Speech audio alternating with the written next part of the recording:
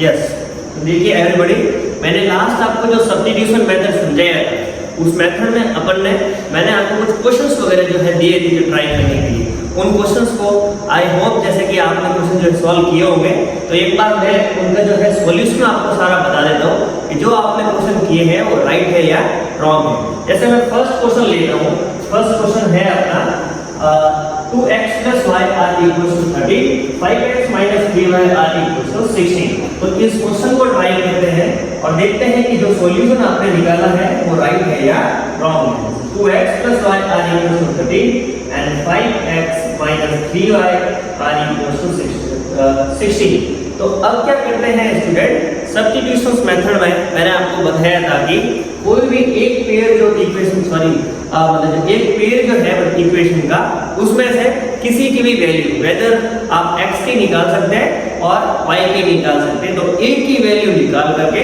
दूसरे वाले इक्वेशन में रखते हैं ताकि वो जो है सिंगल वेरिएबल में आ जाए और वहां से अपन को आंसर निकालना जो है मतलब काफी इजी हो जाए। तो देखते हैं स्टूडेंट, जैसे फर्स्ट वाला इक्वेशन जो दे रखी है 2x plus y is equal to 30, इसमें से मैं x की वैल्यू निकालने की कोशिश करता हूँ। ये अपना इक्वेशन नंबर 1 हो गई और ये अपना इक्वेशन नंबर 2 हो गया। फर्स्ट वाली इक्वेशन जो है एक बार वापस मैं पूरा लिखता हूँ, 2x plus y is equal to 30।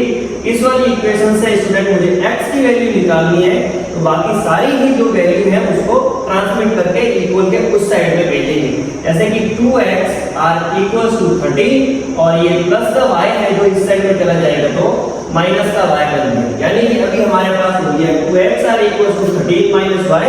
और मैंने आपको बताया था किसी भी वेरिएबल के मल्टीप्लाई में कोई जो है कांस्टेंट टर्म होती है और कांस्टेंट के इक्वल में कुछ ना कुछ जो है वेरिएबल या फिर कांस्टेंट की कुछ वैल्यू दे रखी है, तो वहां से वो कांस्टेंट टर्म बढ़ती है और आगे वाले जो है वो डिवाइड करते हैं। इतना तो आपको मालूम होना चाहिए। यानी कि this way we can find out the value of x are equals to 30 minus y upon 2। ये यहाँ पर वैल्यू हो जाती है x की। अब ये x की वैल्यू स्टूडेंट हमने फ्रॉम द इक्वेशन नंबर 1 से निकाली। ये इक्वेशन नंबर जो 1 से निकाली है वो अब इक्वेशन नंबर 2 में रखेंगे ताकि वो जो सिंगल वेरिएबल में हो जाए और वहां से आंसर निकालना इजी हो जाएगा। देखते हैं x is equal to 30 minus y upon 2, उसको मैं जो है रखता हूँ इक्वेशन नंबर 2 में। ये जो है रखने से पहले आपको एक लाइन जो है लिखनी है, put up the value of x from equation number 1 to equation number 2। First से सेकंड में वैल्यू रखते हैं, तो फर्स्ट से जो सेकंड में वैल्यू रखते हैं, तो आप देखिएगा स्टूडेंट सेकंड वाली इक्वेशन क्या है, जो है 5x minus 3y are equals to 16 और x की वैल्यू क्योंकि मुझे फर्स्ट वाली इक्वेशन से मैंने निकाली है तो वो अभी सेकंड वाली इक्वेशन में रखेंगे। यानी कि 5 ऐसा क्या ऐसा। अब इस वाले क्वेश्चन को आप थोड़ा ध्यान से देखिएगा बिकॉज़ x की वैल्यू अपन ने निकाली है 13 minus y upon 2, तो वो यहाँ पर पुट करते हैं 13 minus y upon 2। ये देखिए स्टूडेंट माइनस का माइनस 3y का 3y आर इक्वल्स टू 16। तो यहाँ तक बेसिकली आपको समझ में आ गया होगा कि जब अपन ने एक इक्वेशन से x की वैल्यू निकाली और सेकंड वाली इक्वेशन में जहां पर x लिख रहा था वहां पर अपन ने ये वैल्यू पुट अप कर दिया। अब देखिए आप देख सकते हैं यहाँ पे जो 5 है फर्स्ट वाली इक्वेशन में जो फर्स्ट वाले जो क्वेश्चन है इसमें देखिए इस वाली फ्रैक्शन के नीचे कुछ भी नहीं है तो मैंने 1 लिख दिया। अब इस नंबर को मल्टीप्लाई करवाते हैं तो जो 5 को ऊपर वाली टर्म से मल्टीप्लाई करेंगे स्टूडेंट तो ये क्या बन जाएगा, 5 को जो है 5 को 30 से मल्टीप्लाई करेंगे तो नंबर हो जाएगा आपका 65 और बाद में जो है जब 5 इससे y से मल्टीप्लाई होगा तो यहाँ पर हो जाएगा 5y और नीचे वाला 1 जब 2 से मल्टीप्लाई होगा तो हो जाएगा अपने पास 2। सेम वे यहाँ पर माइनस करके 3y आर इक्वल्स टू 16 हो जाता है। तो बेसिकली ये अपने पास इंफॉर्मेशन निकल के आती है।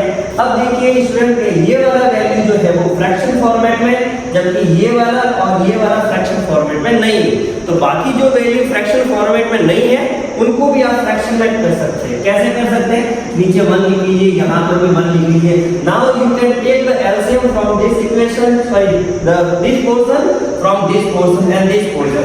तो आप देख सकते हैं एलसीएम कितना आ जाएगा, 2 आ जाएगा। ये एलसीएम से आप क्या करना पड़ेगा आपको, आप यहाँ पे लिख सकते हैं ब्रैकेट में लिखते हैं सभी का जो एलसीएम निकालेंगे 2, 1 और 1, तो ऑब्वियसली आपको मालूम होना चाहिए कि एलसीएम कितना आ जाएगा 2। तो जो भी 2 आपने एलसीएम निकाला है उस 2 से जो है वो इधर इधर मल्टीप्लाई कर लीजिए, ताकि आपको सॉल्यूशन जब निकाले तो आप इजी वे में निकाल सकते। जैसे कि 2 से 2 यहाँ पे कट हो गया, तो इक्वेशन में यहाँ पर बन जाता है 65 माइनस का 5y, माइनस का जो है 3 को 2 से मल्टीप्लाई करूंगा स्टूडेंट तो हो जाएगा 6y, बिकॉज आपको पता है नीचे y है और सॉरी नीचे 1 की वैल्यू है और 1 की वैल्यू से 2 को डिवाइड करेंगे 2 टाइम्स 2 को 3 से मल्टीप्लाई किया हो जाएगा 6y, और r इक्वल्स टू ये हो जाएगा 16 टू हो जाता है 32। तो अपने पास इंफॉर्मेशन निकल के आती है 65 minus 5y minus 6y are equals to 32। इसको आगे की ओर सॉल्व करने की कोशिश करते हैं तो क्या होता है, देखिए 65 minus 5x minus 6y are equals to 32। इसको वापस से मैं एक बार यहाँ पे लिखता हूँ ताकि आपको इजीली समझ में आ जाएगा कि देखिए कहाँ से आया है, 6y आर इक्वल्स टू 32। अब देखिए स्टूडेंट 65 कैसा का ऐसा, ये माइनस का 5 और माइनस का 6 दोनों ऐड करते हैं, तो आपको मालूम होना चाहिए माइनस माइनस जो है वो प्लस होता है। तो 5y और 6y को जब अपन दोनों ऐड करेंगे तो माइनस माइनस प्लस यानी कि प्लस करेंगे तो 5 प्लस 6 को प्लस करेंगे तो ये हो जाता है 11y आर इक्वल्स टू जो है 32। अब क्या करेंगे, मैंने आपको शुरुआत में इक्वेशन में जो है वो बताया था कि ये वाला जो है ये वाला पोर्शन जो कांस्टेंट होता है ये वेरिएबल होता है और ये वापस से कांस्टेंट पोर्शन होता है। तो कांस्टेंट को कांस्टेंट के साइड में भेजेंगे तभी अपन y की वैल्यू निकाल सकते हैं। यानी कि मैं ऐसे करता हूँ, ये 11y r इक्वल्स टू 32 और ये जो 65 इस साइड में जाएगा तो 65 हो जाएगा minus. Now we have the value minus का 11y और यहाँ पे देखिए ये नंबर जो है स्टूडेंट किसी का नहीं है तो एटलीस्ट अपन मान सकते हैं कि प्लस का है, तो प्लस माइनस क्या होगा, प्लस माइनस माइनस और 65 में से 32 जाएगा तो कितना बचेगा स्टूडेंट, 33 बचेगा। तो 33 अब किसका बचेगा, 33 तो बच गया। अब 33 प्लस का होगा या माइनस का होगा वो डिपेंड करता है कि दोनों में से जो है वो बड़ी टर्म कौन सी है। तो आपको मालूम होना चाहिए बड़ी टर्म कौन सी है, जो 65, तो ऑब्वियसली यहाँ पर जो साइन आएगा वो भी माइनस का। आप देख सकते हैं माइनस से माइनस दोनों की कट हो गए। We have the value r equal to 11y r equal to 33। तो यहाँ से y की वैल्यू जब निकालेंगे तो ये वाला जो आगे वाली टर्म देगा उसको जो है वो डिवाइड करेगा 33 डिवाइडेड बाय 11, यानी कि ये कट हो जाती है y की वैल्यू 3। तो आप देखिए अपन ने इक्वेशन जो है से पूरे को सब्स्टिट्यूट करके y की वैल्यू निकाल दी है 3। अब ये y की वैल्यू चाहे आप फर्स्ट इक्वेशन में रखें चाहे सेकंड इक्वेशन में आपको दूसरा x की वैल्यू निकल जाएगी। जैसे अपन रखते हैं from the equation number first, तो फर्स्ट वाली इक्वेशन है 2x + y r = 13। y की वैल्यू आपने निकाली है 3, तो y की जगह पर रख दीजिए स्टूडेंट 3, यहाँ पे हो जाएगा 13। तो अब देखिए 2x r = ये 3 उस साइड में जाएगा तो किसका बन गया, ये बन जाता है 10 और x की वैल्यू निकल कर आ जाती है स्टूडेंट 10/2 यानी कि 5।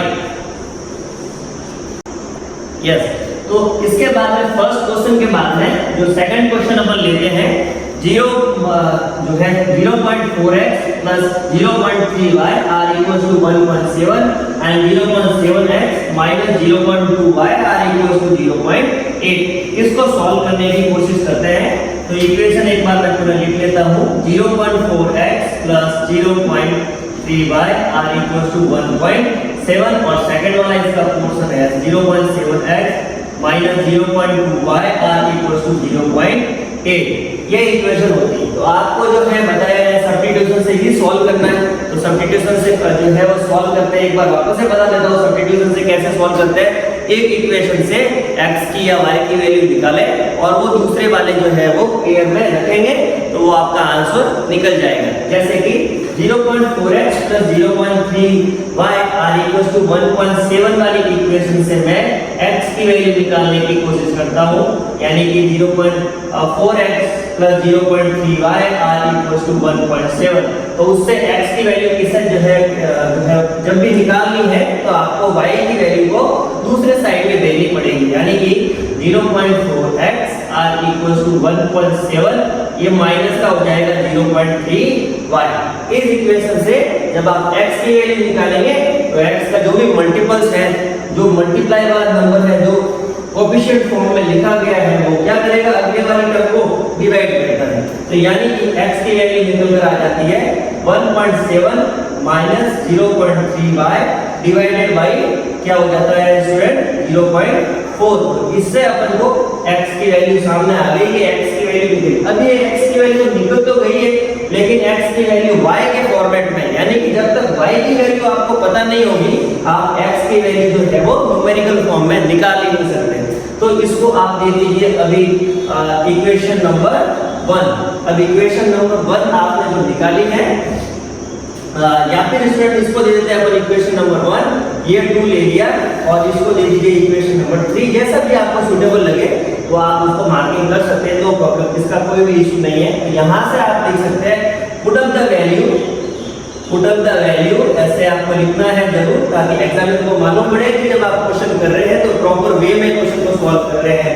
जो है put up the value from equation number 3 to equation number 2। अब देखिए स्टूडेंट आपने जो इक्वेशन नंबर 3 की जो वैल्यू निकाली है वो किससे निकाली है, इक्वेशन नंबर 1 से। तो अब यदि आप इसकी जो है इक्वेशन नंबर 3 की वैल्यू यदि वापस से फर्स्ट में रख देते हैं तो क्या हो जाएगा, वो की वो टर्म बन जाएगी और वापस से वही इक्वेशन बन जाएगी। इसके लिए आपको जिससे आंसर निकाला है उसकी वैल्यू दूसरे वाले पेयर में रखनी है। इस चीज का थोड़ा आप ध्यान रखिएगा, नहीं तो आप वापस से उसी इक्वेशन में पहुंच जाएंगे। अब क्या करते हैं, जब अपन को जैसे रखा है put up the value from the equation number 3 to equation number 2, तो सेकंड में रखते हैं तो सेकंड की वैल्यू हो जाएगी 0.7x, सॉरी माफ कीजिएगा, x की जगह पर ये वैल्यू रखिएगा 1.7 माइनस 0.3y डिवाइडेड बाय 0.4। ये मैंने यहाँ पर x की जगह पर वैल्यू रख दी minus 0.2y r equals to 0.8। ये हो गया। अब आप देखिए ये 0.7 इसके मल्टीप्लाई में है तो ऊपर वाली टर्म को ऊपर वाली टर्म से मल्टीप्लाई करेंगे और 1 को 0.4 से मल्टीप्लाई करेंगे। 0.4 से मल्टीप्लाई करेंगे तो 0.4 तो ऐसा ही आ जाएगा और 0.7 को 1.7 से मल्टीप्लाई करेंगे तो कितना हो जाएगा स्टूडेंट, देखिए जो 7 7 का 49 का 4, सॉरी 49 का 9 और 4 हो जाएगा कैरी, 7 में 7 प्लस 4 कितना हो जाएगा 11। यानी कि ये अपने पास नंबर आ गए और कितने के बाद में पॉइंट लगाना है, 2 के बाद में पॉइंट लगाना है। ये आपको जो है वो डेसिमल मल्टीप्लिकेशन प्रॉपर ढंग से आने चाहिए, अदरवाइज आप क्या करेंगे, हमारे जो है पॉइंट की मिस्टेक करेंगे तो आंसर निकालना है ठीक जो है वो प्रॉब्लम रह जाएगी। तो इस चीज का थोड़ा सा ध्यान रखिए। माइनस फिर अगली वाली टर्म के लिए माइनस हो गया और 0.7 को जब 0.3 से मल्टीप्लाई करते तो आपको पता ही जो है 7 3 कितना होता है, 7 3 होता है 21 और पीछे y है तो y ऐसे। अब कितने के बाद में जो पॉइंट लगाना 1 and 1 2 के बाद में, तो ये मैंने जो है 2 के बाद में पॉइंट लगा दिया और 2 के बाद में पॉइंट लगाने के बाद यहाँ पर 0 लिख दिया। उस जो है डेसिमल को इक्वल करने के लिए आगे 0 लिखवा देते हैं। r इक्वल्स टू माइनस का माइनस यहाँ पर आ जाता है 0.2y r इक्वल्स टू 0.8। अब ये इक्वेशन सेम जैसा इक्वेशन नंबर 1 में मिली थी वैसा के वैसा मिल गई है। अब उनके नीचे आप यहाँ पर भी 1 लिख सकते हैं ताकि सारे ही टर्म जो है वो फ्रैक्शन फॉर्मेट में हो जाए और एक बार जब फ्रैक्शन फॉर्मेट में हो जाए तो एलसीएम लेकर आप उसे इजीली सॉल्व कर सकते हैं। जैसे कि सबको आप देखते हैं 0.4 1 और 1 का एलसीएम लेके तो एलसीएम कितना आएगा आपको मालूम होना चाहिए, एलसीएम आएगा 0.4। अब ये 0.4 की वैल्यू क्या कर सकते हैं, सभी से मल्टीप्लाई कर सकते हैं। बेसिकली अब यहाँ पे मल्टीप्लाई भी करें तो भी कोई प्रॉब्लम नहीं है और यहाँ पे कहीं जो है क्वेश्चन जहाँ पर आप सॉल्व कर रहे हैं उसको छोड़कर किसी दूसरे पेज पर भी करेंगे तो भी उसका कोई आपको इश्यू क्रिएट नहीं होगा। तो इसका थोड़ा ध्यान रखें, कोई प्रॉब्लम नहीं है। 0.4 और इधर भी आपको 0.4 से मल्टीप्लाई करना है। अब 0.4 को जो है 119 से मल्टीप्लाई करते हैं वो टर्म यहाँ पे आएगी 0.4, देखिए एक बार वापस है, सॉरी 0.4 और नीचे भी 0.4, तो 0.4 से 0.4 कट गया यानी कि अभी अपने पास वैल्यू है 1.19 माइनस 0.21y माइनस आप देखिए 0.4 को 0.2 से मल्टीप्लाई करते हैं तो 0.08 आएगा। ये कैसा है स्टूडेंट, ये आप देखिए 4 को 2 से मल्टीप्लाई करते हैं तो आता है 8, लेकिन अपन को 2 के बाद में जो है वो पॉइंट लगाना, एक पॉइंट यहाँ पर है, एक पॉइंट यहाँ पर है, यानी कि टोटल 2 के बाद में पॉइंट लगाना, यानी कि 0.08 हो जाता है। इस चीज का ध्यान रखें, अदरवाइज आप गलतियां कर सकते हैं। और 0.8 को 0.4 से मल्टीप्लाई करते हैं तो 8 4 जा 32 होता है। कितने के बाद में पॉइंट लगाना है, 2 के बाद में पॉइंट लगाएंगे, 2 के बाद में पॉइंट लगाए और इस वाले पॉइंट को जो है वो छुपाने के लिए अपन यहाँ पे आगे 0 लगा देते हैं। तो आप देख सकते हैं अब एक सीधी की सीधी लीनियर फॉर्म में इक्वेशन क्रिएट हो जाती है। 1.19 minus 0.21y minus 0.08y are equals to 0.32। अब इसको सॉल्व करना इजी है। देखिए स्टूडेंट क्या लिखा है, क्या निकाला है अपन ने value 1.19 minus 0.21y minus 0.08y are equals to 0.32।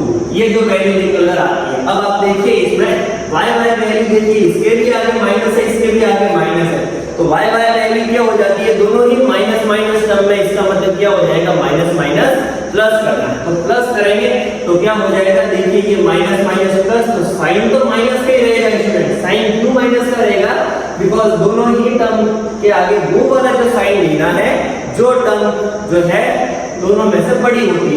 तो बड़ी है ऑब्वियसली कौन सी, 0.21y, ये टर्म बड़ी है तो उसके वाला जो साइन है वो अपन काम में लेंगे। ये जो छोटी छोटी चीजें हैं स्टूडेंट, जितना ज्यादा आप ध्यान रखेंगे उतना ही जल्दी और अच्छे वे में आप क्वेश्चन को सॉल्व कर पाएंगे। तो 0.21 और 0.08 को जब आप ऐड करेंगे तो 1 और 8 हो जाता है 9, 2 का 2 यहाँ पर और हो जाता है 0.29y, और ये 1.19 की वैल्यू आप उस साइड में भेजेंगे तो हो जाता है 0.32 माइनस 1.19। इन चीज का ध्यान रखिए। अब देखिए टर्म जो स्टूडेंट ये टर्म में से ये टर्म माइनस है, तो आपको ये चीज मालूम होनी चाहिए कि दोनों ही टर्म में से जो है वो बड़ी वैल्यू कौन सी, बड़ी वैल्यू ऑब्वियसली 1.19 वैल्यू बड़ी है और 0.32 वैल्यू छोटी है, तो उसको माइनस करिएगा, माइनस होगा तो क्या होगा, देखिए 1.19 और 0.32 को माइनस करते हैं तो 9 में हो जाएगा 7, यहाँ पर हो गया आपका 11 और वहां से जो है वो 3 जाता है तो कितना बचता है आपका, बच जाता है 8 और यहाँ पर हो जाता है 0.87। तो यानी कि इसको सॉल्व करके आपने जो आंसर निकाला है वो कितना हो गया, इस साइड में तो जो है 0.29y और इस साइड में माइनस 0.87। अब ये देखिए स्टूडेंट, अब यहाँ पे 87 जो वैल्यू आई है वो आई कैसे है, इसमें से ये वैल्यू माइनस करनी है। हमेशा ध्यान रखिए जो बड़ी टर्म होती है उसमें से छोटी टर्म माइनस करिएगा। कभी कभी जो है डेसिमल में होने की वजह से आपको मालूम नहीं पड़ता है कि कौन सी वैल्यू में से कौन सी वैल्यू माइनस करनी, तो हो सकता है गलतियां भी रह सकती है, इसलिए इस चीज का थोड़ा सा अच्छे से ध्यान रखें। अच्छा माइनस जो है वो कौन सा आएगा, माइनस इसलिए आया कि दोनों ही टर्म में से बड़ी टर्म कौन सी, बड़ी टर्म है 1.19, तो इसके लिए उसका वाला साइन यहाँ पर है। अब आप देख सकते हैं माइनस से माइनस दोनों ही तरफ से वैल्यू कट जाती है, और अब यदि आपको y की वैल्यू निकालनी है तो उसको क्या करना पड़ेगा, डिवाइड करना पड़ेगा, और 0.29 से इसको जो है डिवाइड करने पर आपको पता है 0.29 में जब आप 3 से मल्टीप्लाई करते हैं तो आ जाता है आपके 0.87, इसलिए y की वैल्यू आपकी निकल के आ जाएगी 3।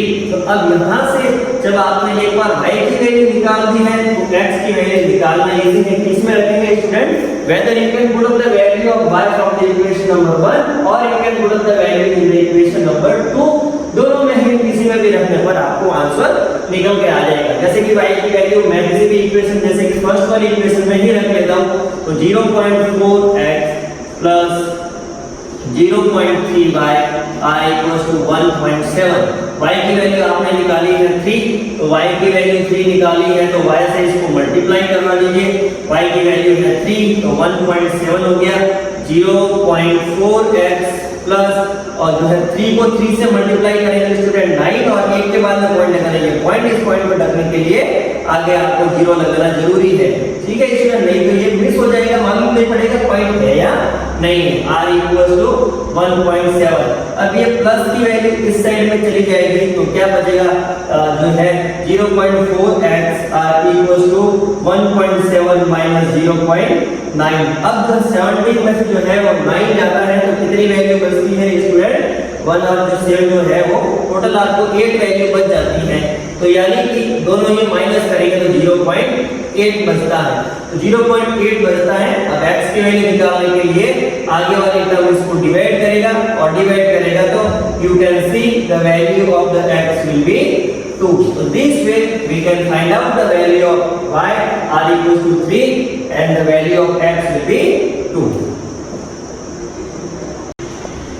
Yes. तो द क्वेश्चन नंबर जो थर्ड दे रखा है वो आप देखिए x/7 plus y/3 are equals to 5 and x/2 minus y/9 are equals to 6. तो इसको सॉल्व करने की कोशिश करते हैं।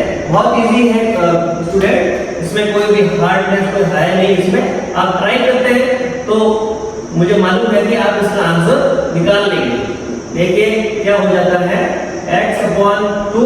पहले एक बार आप इसको सॉल्व करने की कोशिश करिए। एक बार सॉल्व हो जाए या फिर भी जो है सॉल्व नहीं हो तो ही उसका सॉल्यूशन देखने की कोशिश करें। नहीं तो क्या होगा, आप एक साइड से सॉल्व कर दें और दूसरे साइड में से जो है कहीं पे भी जो है वो फंस जाता है, आप सीधा सॉल्यूशन देखने में लग जाता है।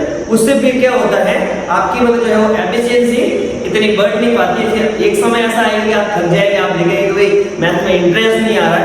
इसके लिए मेरी राय आपसे यही है कि जितना हो सके पहले क्वेश्चन को सॉल्व करने की कोशिश करें। जितना ज्यादा आप क्वेश्चन को जो है ट्राई करेंगे उतना ही अच्छा रहेगा, मैथ्स में आपका इंटरेस्ट बना रहेगा और एक समय ऐसा आएगा कि मैथ्स में आप इतने मतलब जो है वो इंटेलिजेंट हो जाएंगे कि आपको किसी की जरूरत भी नहीं होगी। तो देखिए student x/7 plus y/3 are equals to 5। Second equation है x/2 minus y/9 are equals to 6। तो इक्वेशन नंबर इसको दे देते हैं स्टूडेंट 1, स्टूडेंट इसको दे देते हैं इक्वेशन नंबर सेकंड। फर्स्ट वाली इक्वेशन को जो वैल्यू है इसको एक बार वापस से मैं लिख देता हूं x/7 plus y/3 are equals to 5। अब देखिए, अब आपको क्या करना है स्टूडेंट, इसका जो है नीचे 1 लिख के आप देखिए 7, 3 और 1 सभी का एलसीएम ले सकते हैं। एलसीएम लेंगे तो एलसीएम क्या आएगा, आपको मालूम होना चाहिए कि 7 और 3 का एलसीएम क्या हो जाता है। 7 बन जा 7, 3 बन जा 3 और 3 की टेबल से वापस ये हो जाएगा, यानी कि बेसिकली इसका एलसीएम हो जाता है 21। एलसीएम उसका हो जाता है स्टूडेंट 21। अब 21 जो एलसीएम निकल गया है उस 21 एलसीएम से क्या करते हैं, इधर मल्टीप्लाई कर देते हैं। इधर भी 21 हो गया, इस साइड में भी 21 हो गया और ये इक्वल के इस साइड में है तो इसको आप एक बार छोड़ लीजिएगा, बिना जो है इसको सॉल्व नहीं करना है। इक्वल के एक साइड वाला जो पोर्शन पड़ा है उसको ही पहले एलसीएम से मल्टीप्लाई करवाएंगे। अब जो 7 की टेबल से 21 कटता है 3 टाइम, 3 को x से मल्टीप्लाई करेंगे 3x हो जाएगा, 3 की टेबल से 21 हो जाएगा 7 हो जाएगा, 7 को y से मल्टीप्लाई करेंगे तो 7y हो जाएगा। और नीचे आपको पता ही है अपन सॉल्व करने के बाद क्या करते हैं एलसीएम लिखते हैं स्टूडेंट। तो एलसीएम लिखेंगे, एलसीएम कितना आ गया, एलसीएम आ गया अपने पास 21 और इक्वल के फॉर्म में आगे हो जाता है 5 और 5 के नीचे अपन ने ऐसे ही मर्जी से उसको फ्रैक्शन फॉर्मेट में लिखने के लिए 1 लिख दिया। अब आप देखिए इसको जब क्रॉस मल्टीप्लाई करेंगे तो आप जो है पाएंगे कि ये सेम इक्वेशन फर्स्ट और सेकंड वाले क्वेश्चन के अकॉर्डिंग हो जाती है। 21 को 5 से आप मल्टीप्लाई करेंगे हो जाता है 1/5। इसको आप दे दीजिए स्टूडेंट इक्वेशन नंबर 3 जो अपन ने कहां से निकाली, इक्वेशन नंबर फर्स्ट को सॉल्व करने से मालूम पड़े। सेम वे जब आप इक्वेशन नंबर सेकंड को लिखेंगे तो एक बार सेकंड को वापस से यहां पे लिख सकते हैं x/2 minus y/9 are equals to 6। 9 और 2 का एलसीएम कैसा होगा, एलसीएम स्टूडेंट आप कैलकुलेट करके चेक कर सकते हैं, एलसीएम हो जाएगा यहाँ पर 18। तो एलसीएम जब निकल के वो 18 कैसा है स्टूडेंट, वो चीज मैं आपको बताता हूँ कि जब दो टर्म्स जो है वो फ्रैक्शन फॉर्मेट में ऐसी हो कि एक नंबर ऑड नंबर में हो और दूसरा वाला जो है वो इवन नंबर में हो, तो ऐसे दो फ्रैक्शन फॉर्मेट वाले वैल्यू का एलसीएम निकालने के लिए जस्ट आपको दोनों को मल्टीप्लाई करना है। तो मल्टीप्लाई करने पर एलसीएम आ जाता है 18 और 18 से आपको इधर भी मल्टीप्लाई कर देना है, 18 को इधर से भी आपको मल्टीप्लाई कर देना है। अच्छा यहाँ पर जैसे मैंने आपको जैसे 5 के नीचे 1 लिखा है ऐसे ही, क्योंकि इसको अपन ताकि इसको फ्रैक्शन में देख सके, फर्स्ट वाली भी फ्रैक्शन में है, सेकंड वाली भी फ्रैक्शन है, तो लास्ट वाले को भी फ्रैक्शन में करने के लिए अपन ने वहां पर 1 लगा दिया। अब टू की टेबल से 9 कितने टाइम्स करता है स्टूडेंट, आपको पता है 9 टाइम्स, तो 9 को जब x से मल्टीप्लाई करेंगे ये हो जाएगा 9x माइनस 9 की टेबल से जो है 18 करता है 2 times, it will be the 2y r equals to 6, और नीचे जो एलसीएम अभी तक आपने निकाला है कितना है 18, ये वापस है नीचे 1। This way we have the 9x minus 2y upon 18 r equals to 6 upon 11। ये इक्वल जो है स्टूडेंट पूरा बीच में जो है लिखिएगा, ना ऊपर ना नीचे लिखिएगा। अब देखिए इसको क्रॉस मल्टीप्लाई करते हैं तो you will be find that 9x minus 2y r equals to 18 को 6 से मल्टीप्लाई करते हैं तो 18 सीधा कितना हो गया 48, 4 इज द कैरी और 6 हो जाता 6 प्लस 4 हो जाता है 10, यानी कि इक्वेशन नंबर सेकंड बन जाती है 9x minus 2y r equals to 108। अब इक्वेशन नंबर ये इसको दे दीजिए आप इक्वेशन नंबर 4। अब देखिए जो थर्ड वाला इक्वेशन और फोर्थ वाला इक्वेशन दोनों ही एक लीनियर फॉर्मेट में हो गया, जहां से x और y की वैल्यू निकालना बहुत ही इजी है। अब हम लिखते हैं थर्ड वाली इक्वेशन जो है 3x plus 7y r equals to 105। इस इक्वेशन से मैंने आपको दोनों ही फर्स्ट वाली इक्वेशन से पहले x की वैल्यू निकालना समझाया। अब हो सकता है कि आप कभी-कभार जो है y की वैल्यू भी निकालने की ट्राई करेंगे, तो y की वैल्यू से भी स्टूडेंट यदि आप निकालेंगे तो भी सॉल्यूशन एकदम सही आएगा। इस वाले क्वेश्चंस में मैं आपको y की वैल्यू से सॉल्यूशन निकालना सिखाता हूं। जैसे कि 7y, जब आपने ये वाली टर्म ऐसे ही रख दी तो ये वाली टर्म क्या करेगी स्टूडेंट, ये उस साइड में ट्रांसमिट हो जाएगी और इक्वल के उस साइड में जाने पर उसका साइन भी चेंज हो जाता है, यानी कि 105 माइनस का 3x, और यहां से y की वैल्यू जब अपन निकालेंगे 105 माइनस 3x अपॉन में हो जाता है 7। ये y जो स्टूडेंट एकदम आप इक्वल में रखिए, ये छोटी छोटी चीजों का ध्यान रखिए। y is equal to 105 minus 3x upon 7, इसको आप दे दीजिए equation number 5। Now you have to write here, put up the value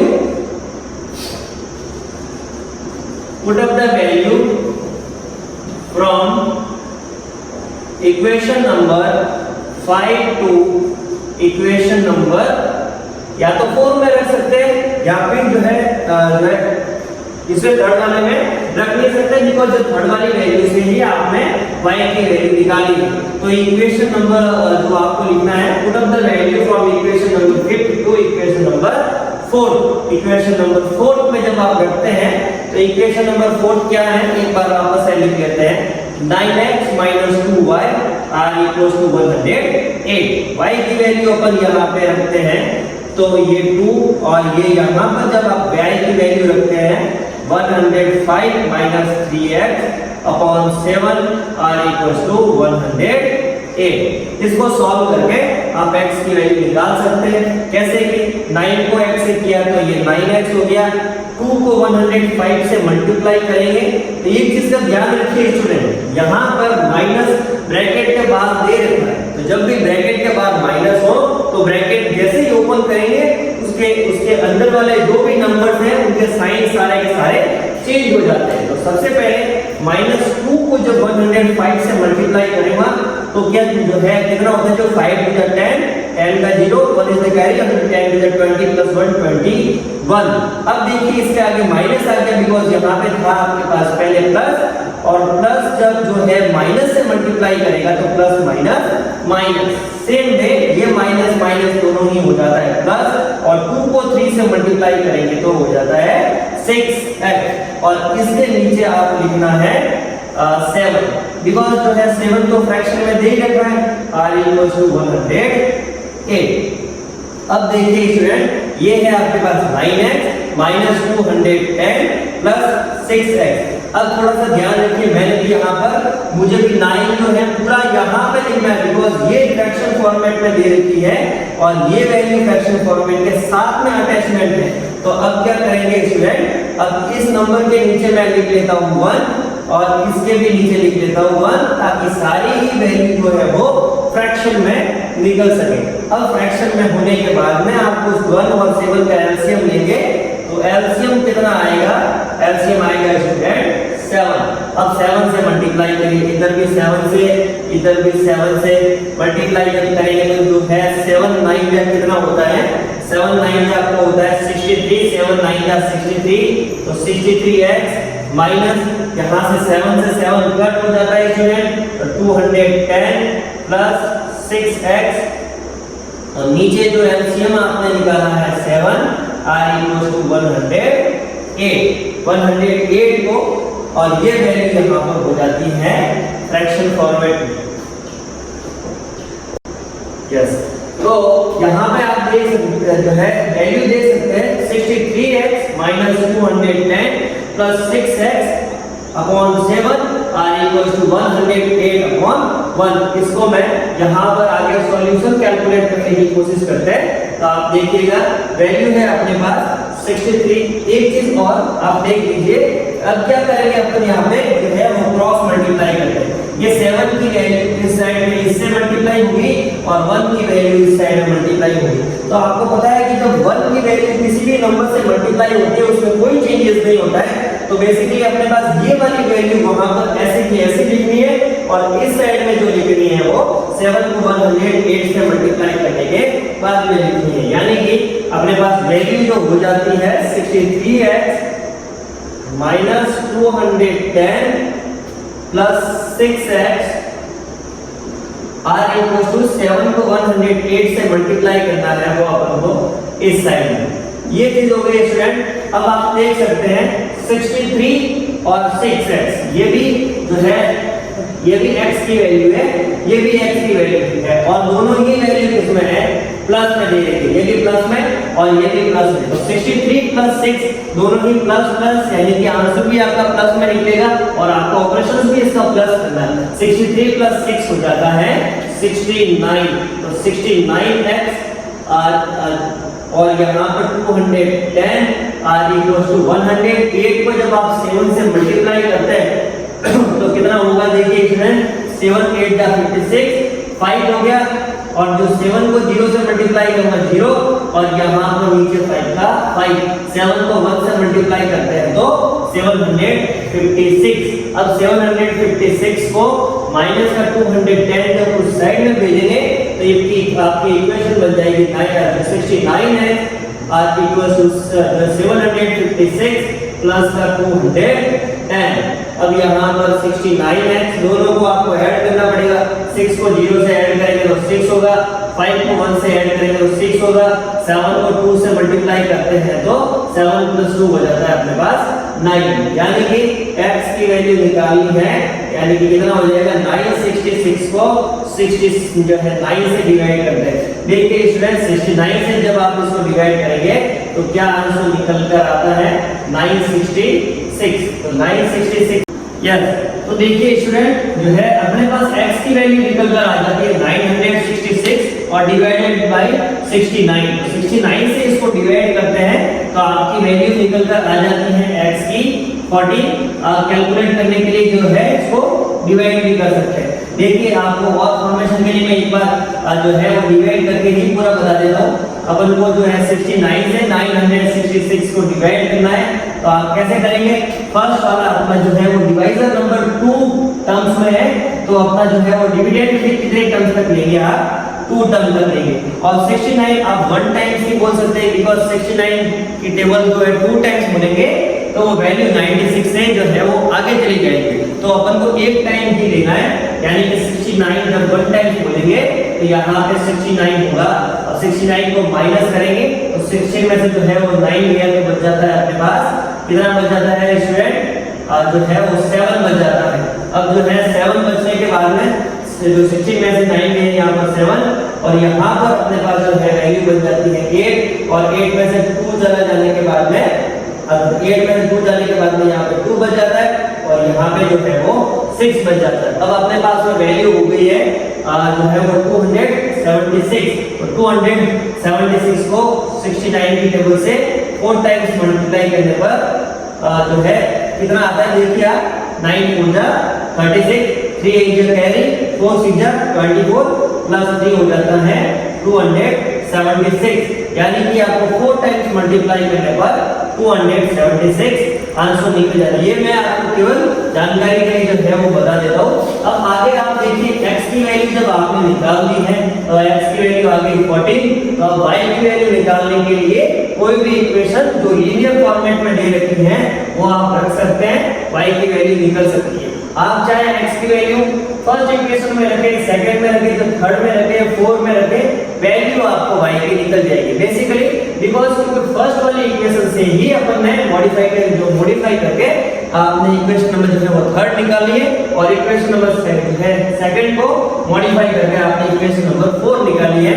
तो चाहे आप किसी में भी रखेंगे आंसर आपका y की वैल्यू एकदम परफेक्ट आएगी।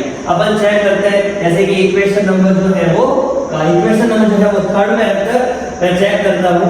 मैंने आंसर निकाला है 3x + 7y = 105।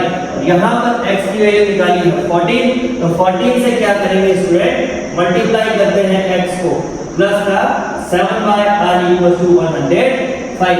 अब 14 की टेबल से जो है 3 टाइम्स कितनी वैल्यू हो जाएगी, 14 3 हो जाता है 42 = 7y = 105।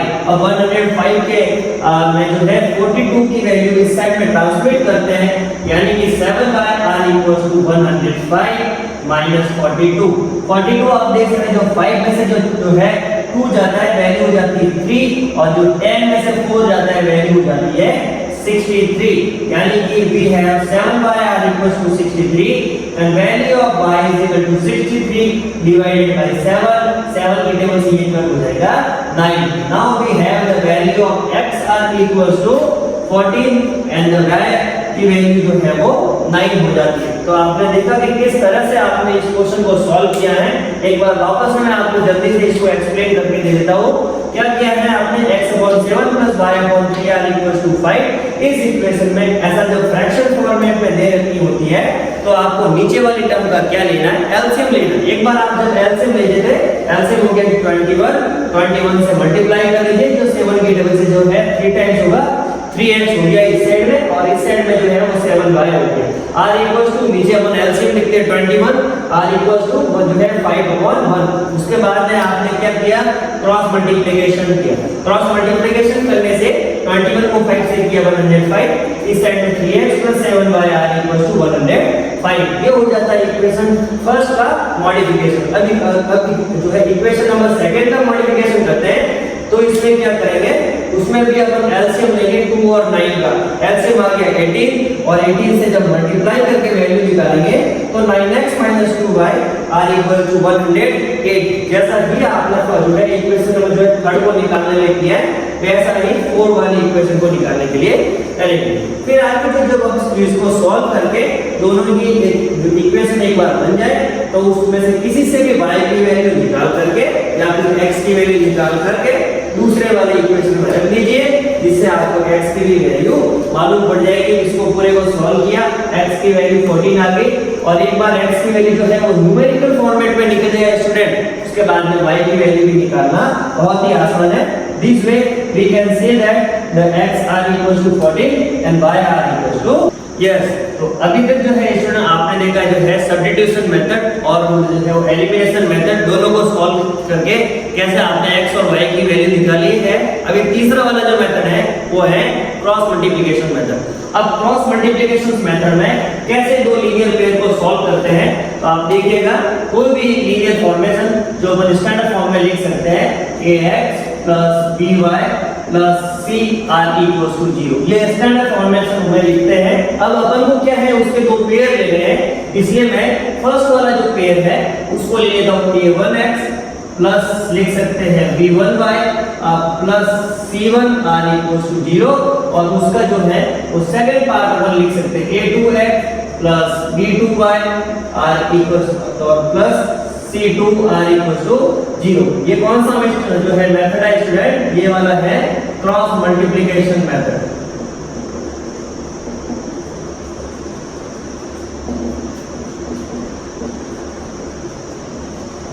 देखिए जो है इस वाले मेथड में किस तरह से अपन सॉल्व करके x और y की वैल्यू निकाल सकते हैं वो देखिए, क्योंकि अपन ये वाला जो है एक linear equation of the two variable का जो फॉर्मेशन है ax plus 2y sorry ax plus by plus c r equals to 0 और इसके लिए अपन को जो है कोई भी जो है सॉल्यूशन निकालने रहेंगे और टू पेयर के सॉल्यूशन निकालने हैं। तो इसलिए फर्स्ट पेयर को मैंने नाम दे दिया है a1x plus b1y plus c1r equals to 0 और सेकंड वाला जो है a2x plus b2y plus c2r equals to 0।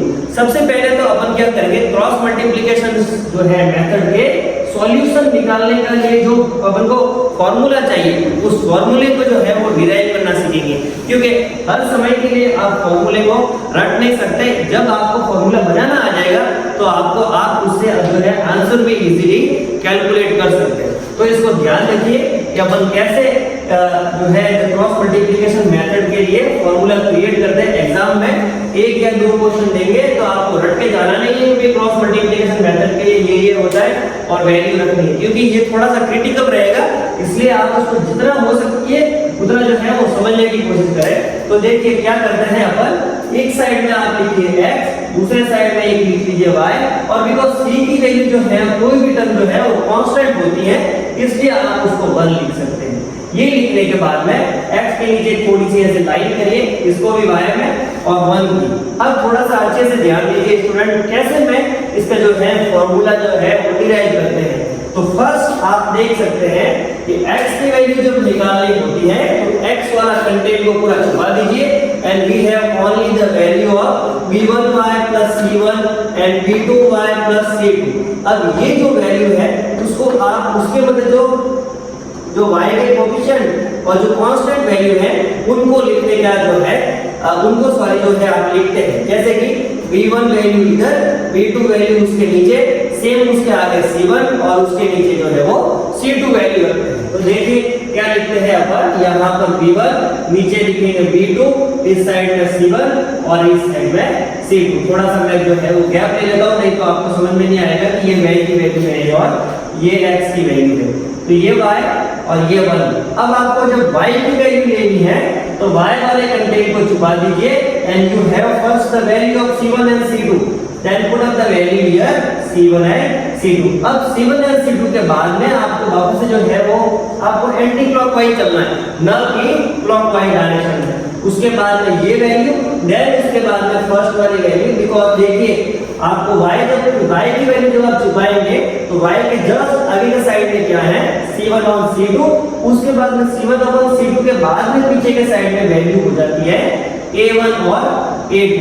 Same way जब आप ये 1 की वैल्यू निकालेंगे, 1 का मतलब होता है c और c को लिखते हैं अपन कांस्टेंट, जो भी मैथमेटिक्स के जो न्यूमेरिकल फॉर्म्स होते हैं उनको अपन c से डिनोट करते हैं। तो जब c की वैल्यू निकालनी है तो आप देखिए स्टैंडर्ड फॉर्मेशन क्या निकल कर आता है, a1/a2 और b1/b2। यहाँ तक आपको जो है वो क्लियर हो जाना चाहिए। इस वाले स्टेप को एक बार मैं वापस से आपको जो है वो समझाने की कोशिश करता हूँ। x की वैल्यू निकालनी है तो y वाला कंटेंट लिखेंगे b1 b2 और c1 c2, ये लिख दिया। उसके बाद में y की वैल्यू, अब मैं मतलब जो कंटेंट की बात कर रहा हूँ स्टूडेंट, वो कंटेंट का मतलब ये है कि coefficient of the x and y के जो भी कोएफिशिएंट है उन कोएफिशिएंट को लिख रहा हूँ। y की वैल्यू लिखनी है तो y की वैल्यू छुपा लीजिए और वैल्यू हो जाएगी c1 c2 और वापस से ऐसे घूमकर जब जो है सबसे आगे के साइड में जाएंगे तो a1 अपॉन जो है a2। सेम वे आपको 1 की वैल्यू निकालनी है, 1 वाला कंटेंट छुपा लीजिए, वैल्यू हो जाएगी a1/a2 और b1/b2। इतना रखने के बाद में अब आपको देखिए स्टूडेंट क्या करना है, b1 को c2 से मल्टीप्लाई कराना है। b1 को c2 से मल्टीप्लाई करा के देखिए क्या करते हैं, b1 को c2 से मल्टीप्लाई कराया b1 c2, ये लिख दिया। b1 c2 मल्टीप्लाई कराने के बाद आप माइनस लगाइए। ये माइनस क्यों लगाना सर, कि जो है माइनस अपन जब भी किसी जो है वो ट्रायंगुलर फॉर्म के जो रेशियोज निकालते हैं, जो आपको मैं आगे की साइड में बताऊंगा, तो उसमें आपको और अच्छे से क्लियर हो जाएगा। अब केवल और अभी के लिए आप ये देखिए, जब भी आप ऐसे क्रॉस मल्टीप्लिकेशन करेंगे अलजेब्रिक फॉर्म में तो वहां पर आपको आगे माइनस लगाना ही है। तो इसीलिए b1 c2 और फिर माइनस लगा दिया, फिर आप ऐसे क्रॉस मल्टीप्लाई करिए और ऐसे क्रॉस मल्टीप्लाई करेंगे तो वैल्यू हो जाएगी b2 और यहाँ पर हो जाएगा c1। यहाँ तक आपको क्लियर हो जाना चाहिए स्टूडेंट।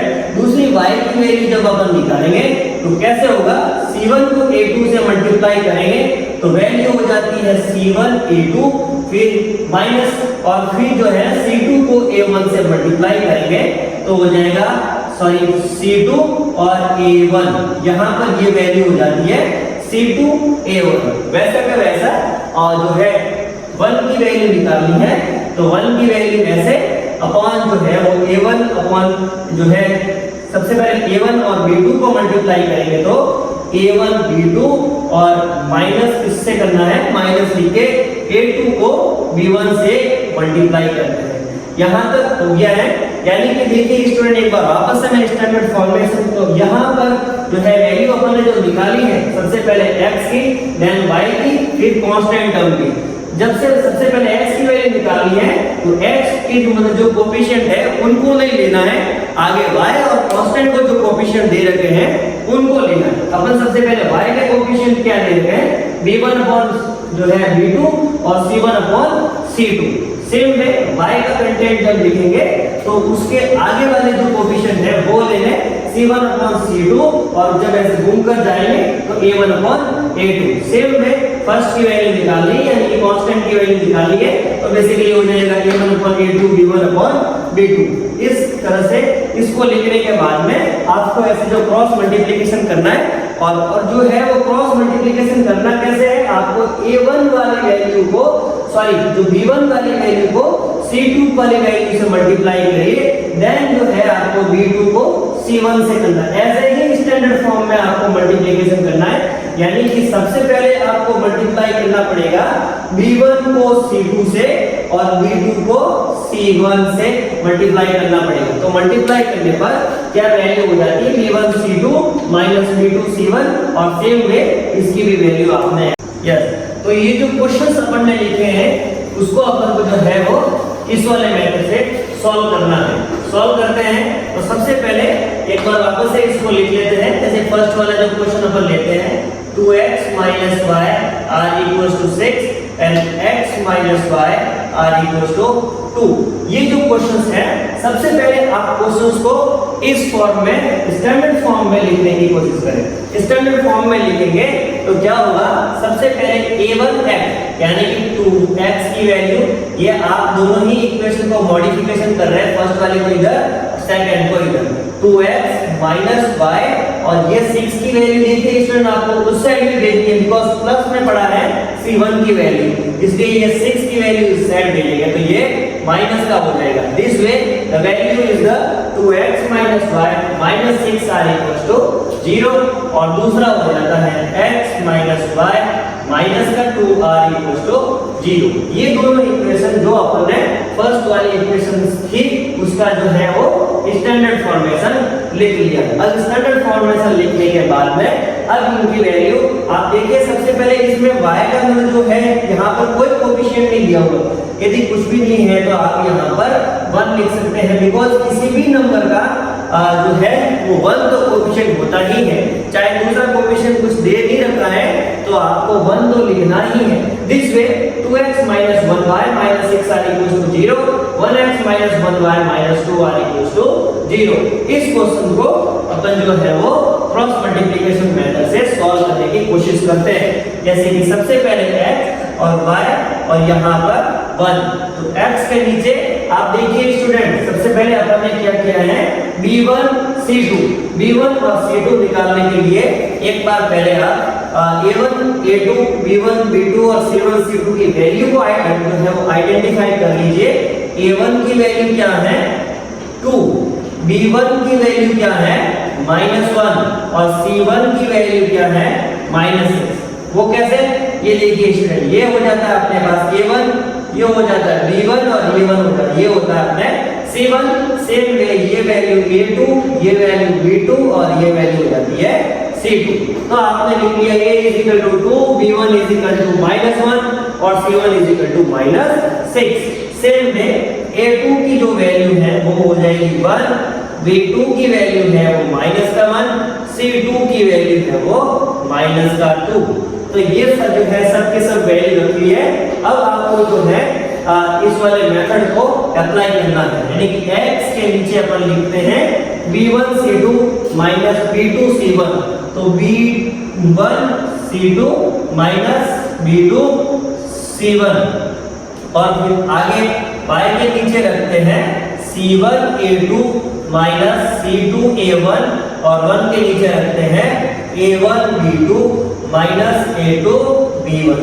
अब इसके ही अकॉर्डिंग आपको क्वेश्चन को जमाना है, x के नीचे x और b1 वैल्यू कितनी है स्टूडेंट -1, बिकॉज ये -1 है इसलिए अपन इसको ब्रैकेट में लिखेंगे। c2 की वैल्यू किसमें है -2, ये भी माइनस में है इसलिए ब्रैकेट में लिखेंगे, ये वाला माइनस यहाँ पर रहेगा ही।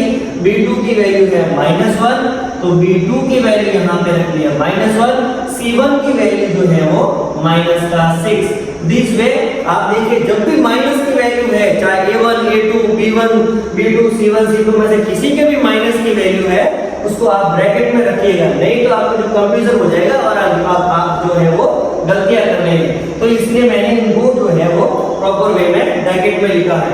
सेम में y की वैल्यू जब आप लिखेंगे तो y की वैल्यू क्या हो जाएगी c1 a2, देखिए c1 कितना है -6, तो -6, a2 कितना है, a2 है वो 1 जो है प्लस में है तो उसको ब्रैकेट में लिखने की जरूरत नहीं है। माइनस का माइनस, c2 कितना है, c2 है अपने पास -2, ये चीज ध्यान रखिए। और ये वाला माइनस जो क्वेश्चन का माइनस है वो वाला माइनस मैंने यहाँ पर पुट किया है, तो c2 की वैल्यू अपनी हो गई -2 और आगे a1 की वैल्यू जो है वो 2 हो जाती है।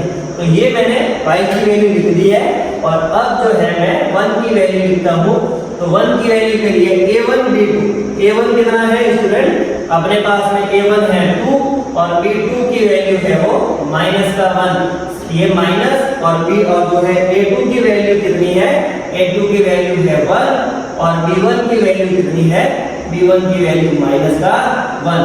This way you can see the value of x, the value of y and the value of constant। इसको आगे सॉल्व करके पहले x की वैल्यू देख लेते हैं।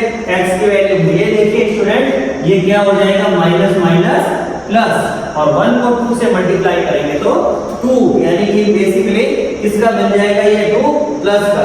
सेम में ये माइनस प्लस का, अब प्लस का बन जाता तो है लेकिन जो है वो उसके आगे क्या है स्टूडेंट माइनस है, तो ये माइनस प्लस क्या हो जाएगा माइनस प्लस माइनस हो जाता है और 1 को और -1 को 6 से मल्टीप्लाई किया तो क्या हो जाता है यहाँ पर 6। तो ये आप देख सकते हैं x की वैल्यू है x/2 - 6 और y की वैल्यू जब आप निकालेंगे तो y की वैल्यू क्या निकलेगी -6 को 1 से मल्टीप्लाई करेंगे तो -6 और माइनस क्या हो जाता है स्टूडेंट, दोनों ही प्लस हो जाता है, यानी कि माइनस प्लस और 2 या वैल्यू हो जाती है 4। सेम में कांस्टेंट टर्म की जब वैल्यू निकालेंगे तो 2 को -1 से मल्टीप्लाई करेंगे तो -2 और ये माइनस दोनों हो जाता है प्लस का 1। This way you can see the value of x will be 2 - 6, value will be -4। y की वैल्यू हो जाएगी -6 + 2 r इक्वल्स टू -6 + 4 जो है वैल्यू हो जाती है -2, ठीक है। और जो है 1 की वैल्यू हो जाती है स्टूडेंट -2 + 1 यानी कि -1। तो आपको यहाँ से स्टैंडर्ड फॉर्मेशन जो है c का उसको तो ऐसा ही लिखना है, उसको कुछ भी चेंजेस नहीं करना है और वैल्यू देखनी है फर्स्ट वाली इक्वेशन के x/-4 और सबसे लास्ट वाली इक्वेशन है उसके इक्वल रखिए 1/-1। तो this way you can see minus से माइनस कट हो जाता है और वैल्यू ऑफ x हो जाती है +4। सेम में जब आप दोनों ही पीछे वाली इक्वेशन को इक्वल करेंगे y/-2 r = 1/-1, तो माइनस से माइनस कट हो जाता है and value of y will be equals to 2। तो ये दोनों ही तरीके से आपने x और y की वैल्यू निकाल दी है। बेसिक जो है इसमें जो है आपने सबसे पहले क्या लगाया है, ये फॉर्मेशन लगाया है x की वैल्यू ये, y की वैल्यू ये और c की वैल्यू ये, उनको सॉल्व करके आपने किस तरह से जो है B1 C2 B2 और C1 की वैल्यू रख के x की वैल्यू यहाँ पर निकाली, y की वैल्यू ये निकाली और 1 के नीचे स्टैंडर्ड फॉर्मेशन लिख दिया। उसके बाद में फर्स्ट वाली x की वैल्यू को लास्ट वाली वैल्यू के इक्वल लिखे और जो सेकंड वाली वैल्यू जो y टर्म है उसको भी कांस्टेंट के इक्वल करें। तो कांस्टेंट के इक्वल करके y की वैल्यू निकल के आ जाती है 2 और x की वैल्यू निकल के आ जाती है 4। यस, तो आपने जो स्टूडेंट ये वैल्यू जो देखी होगी कि x की वैल्यू आपने जो है निकाल ली है, y की वैल्यू भी निकाल दी है क्वेश्चन नंबर फर्स्ट को सॉल्व करके। क्वेश्चन नंबर सेकंड को मैं आपको होमवर्क के लिए देता हूँ, आप ट्राई करिए और कोशिश करिए कि भाई ये क्वेश्चन आपसे सॉल्व हो सके। इस क्वेश्चन का सॉल्यूशन जो है मैं नेक्स्ट जो वीडियो लेके आऊंगा, जब जहां पर अपन जो है फोर्थ वाला मेथड जो ग्राफिकली मेथड जो वेरी मोस्ट इंपॉर्टेंट है, जिसका क्वेश्चन आपको ग्राफ पेपर पर देना है सॉल्यूशन, उसको वो वाला जो है टॉपिक लेके आएंगे। तो उससे पहले मैं आपको उसका सॉल्यूशन भी जो है बताऊंगा, इसलिए वेरी बेस्ट एवरीबॉडी, आप जो है क्वेश्चन को सॉल्व करिए।